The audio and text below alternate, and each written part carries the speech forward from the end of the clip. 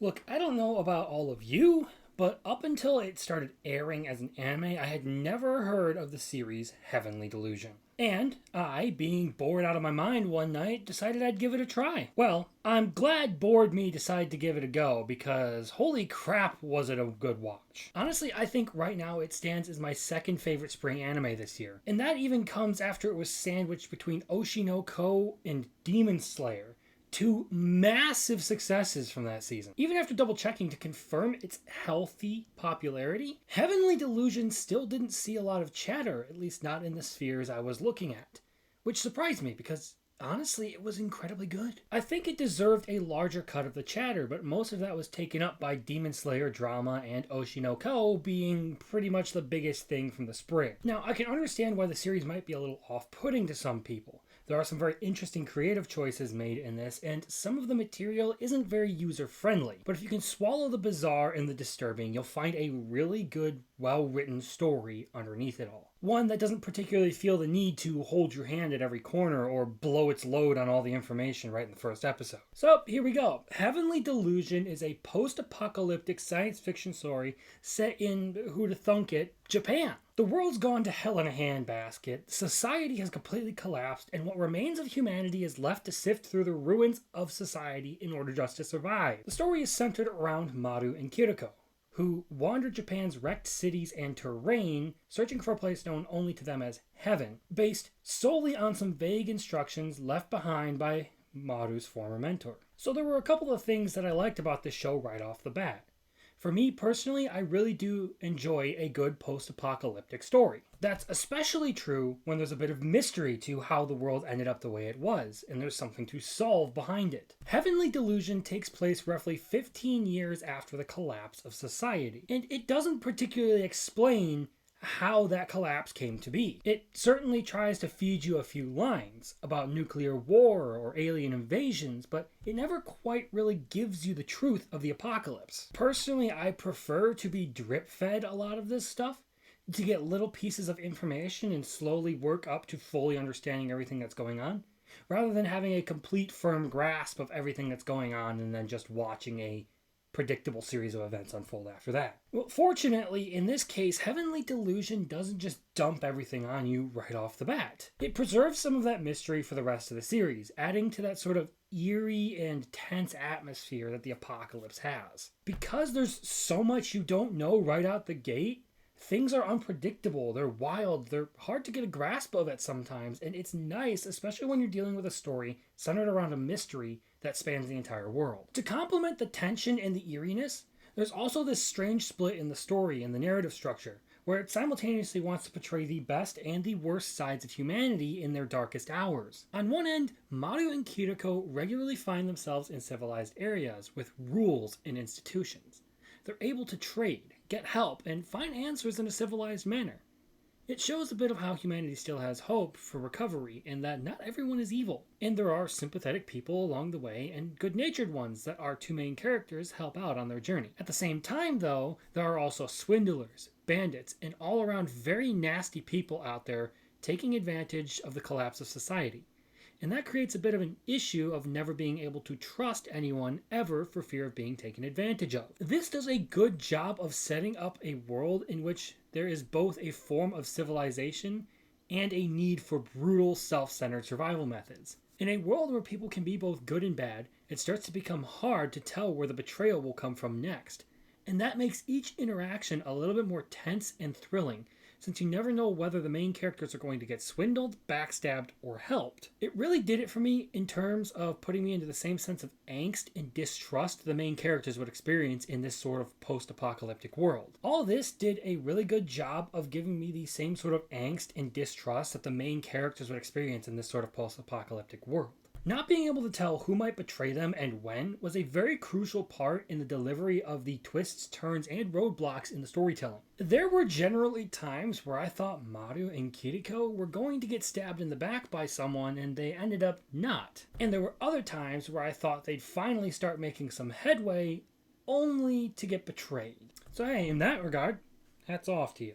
And if all of that wasn't enough for you, there's also the man-eating Hiriko to deal with on top of that. The Hiriko are man-eating genetic abominations that prowl the remains of human civilization looking for human prey to devour. Because what's an apocalypse without a few eldritch abominations to go with it? These monsters really live up to the title because they make nightmarish enemies to deal with. They're very difficult to kill even with mortal wounds, and they often possess unique supernatural powers that can completely change the way you have to go about dealing with them. They make for another effective addition to the environment, in my opinion, adding more to the danger and the mystery of the world.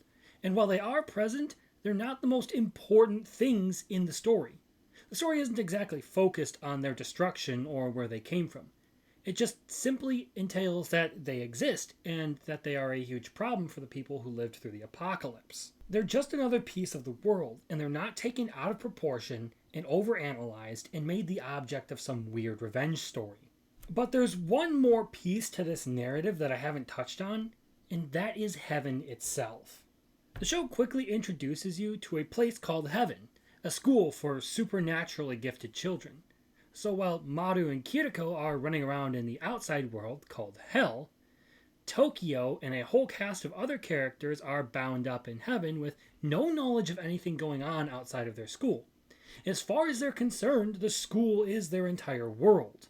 I love these sort of parallel stories because they're effective at giving you tons of information to piece together on your own, leaving you with a sense of satisfaction as you begin to figure things out for yourself. I think that's one of the most effective things about this split narrative, is that sense of you never really know quite what's going on even though you have the full picture. You can start to piece things together. You get information here and you get information here, and you put those pieces together, they tell you one thing, but something new might emerge later on that totally destroys what you've assumed. Now, the story may seem weird already, but it gets weirder and weirder the more details get added in there. And this sort of split narrative is pretty effective at giving the viewer lots of information while keeping characters from knowing too much or having the full story too soon.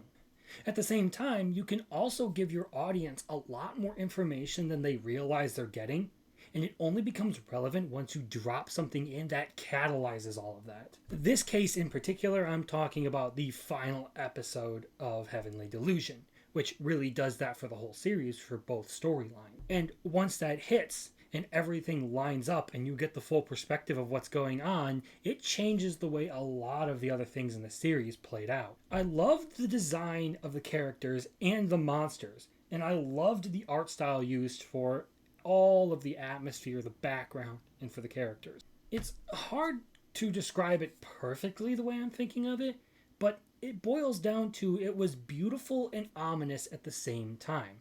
It all flows together really well, making the whole show visually appealing, except for one episode, where I had a problem with their animation choice. I found myself having an issue, particularly with some of the animation choices made in this episode, because while the tones were very serious about a guy trying to find his son, the animation choices were very cartoonish and overblown. They hammed it up a lot and overemphasized certain actions and emotions and reactions, and I didn't think it meshed well. There was another small issue I had, and while most of the action was overall satisfactory, there were times where I was picking out small little bits of animation that looked choppy or a little unusual. It's still by far not the worst thing I've ever seen, though. And those animation choices seem a bit unfortunate because I felt overall the show otherwise did a really good job of balancing both the childish fun of two kids on an adventure and the very serious situation that they're in. I thought the show did a pretty good job. On one hand, you have Maru and Kiriko, who are effectively just a couple of kids backpacking across an abandoned country. You get a sense of fun and adventure from their interactions in a lot of scenes, and you also get the sense of danger and tension and real stakes on the other end. I didn't particularly find that all of it was out of balance except for in one episode, where the animation lended itself towards a more cartoony, light-hearted theme. It doesn't end up drowning in its own sobriety and darkness. It has a bit of levity to it to keep it floating. Generally, though, that's one thing that I find anime is really good at, is balancing that act of being lighthearted and dealing with serious topics at the same time. Yes, I thoroughly enjoyed my watching experience with this one. And that's even amidst its weird gender bender shenanigans it has going on. And yeah, this is the point where I'm going to say, spoiler alert, I'm going to get into some very big details about the series. But you definitely shouldn't leave before you like and subscribe. Seriously, please consider doing it. Episode 2 and 3 reveal to us that Kiriko isn't exactly who she looks like. It turns out it's the chick's younger brother trapped inside the older sister's body. And that's all due to some weird body swap series of events that is chalked up to either a run-in with a Hiriko or a mad scientist who did a little bit of brain swapping. It isn't fully explicitly explained. There is some information leading you to a conclusion, but it's kind of irrelevant at this point. Kiriko is now in search of the doctor who put her back together, as well as the guy the original Kiriko grew up with. And now, by the end of the first season, that storyline partially concludes, with Maru and Kiriko finding Robin, and he turns out to be a really handsy piece of work. So, after a really bad multi-day experience, and Maru kicking Robin's ass, they move away from that point in the story. At the same time you're realizing Kiriko's past might not be everything that she thought it was, you get some more perspective from the children in heaven. As it turns out, all of these events taking place in heaven are set 15 years before the events of the other timeline, basically making it the prequel to Maru and Kiriko. And the season finale of this series is 4 of these superpowered children escaping from heaven and being let loose into society at large. At that point, you can pretty much conclude that heaven and the children who were harbored there have some solid link to the Hiriko who now devour what's left of humanity, as well as the very end of the world that Maru and Kiriko were theorizing about in a few episodes prior. And while you still don't know the exact nature of the children and how it is they came to be, you do know that the director of heaven was pretty much experimenting with the 2 things that are most prone to causing the apocalypse: genetic modification and immortality. And this is what I was talking about earlier when I said getting these things in line and in perspective in the last episode changes a lot of the frame of the series. It also explains the anomaly that is Maru, because Maru has his own set of superpowers. He has superhuman physical abilities, he has an unnatural ability to regenerate, and his ability to kill Hiriko with just a touch is something that pretty much tells you he's special. He's not the same as a normal human. How he fits into the story, especially considering he's one of the children from heaven, doesn't make much sense until you get to the very end of the story. So yeah, all things considered, I think this one was an excellent watch and one that I have absolutely no regrets on picking up. It was visually appealing. The structure of the story was very intriguing to me. The mystery behind everything was awesome. The world, the story itself, they were all very entertaining and very, very attractive to me. Honestly, I feel like this one's a bit of a sleeper this season, solely because it wasn't getting the buzz I feel it deserved. It was really overshadowed by the return of Demon Slayer and the rise of Oshi no Ko and the amazing writing that that series entailed. Again, if we're talking spring anime, I think this one beats out Demon Slayer in my opinion. You got Oshi no Ko and then Heavenly Delusion and then Demon Slayer somewhere in there. I don't want to turn this into a Demon Slayer video, but this season really hasn't impressed me all that much. Although it's kind of hard to follow the entertainment district. Give Heavenly Delusion a shot. It's a 9.2 out of 10 at the very least. It hits a lot of good beats. It hits a lot of good notes. It's just all around really good. But I guess I should shut my yap now because I've said everything I need to say. Thanks for your time. Please consider liking and subscribing. I appreciate it. And if you have anything more to add or something to fight me on, feel free to drop it in the comments. And I might most likely respond to you. Later.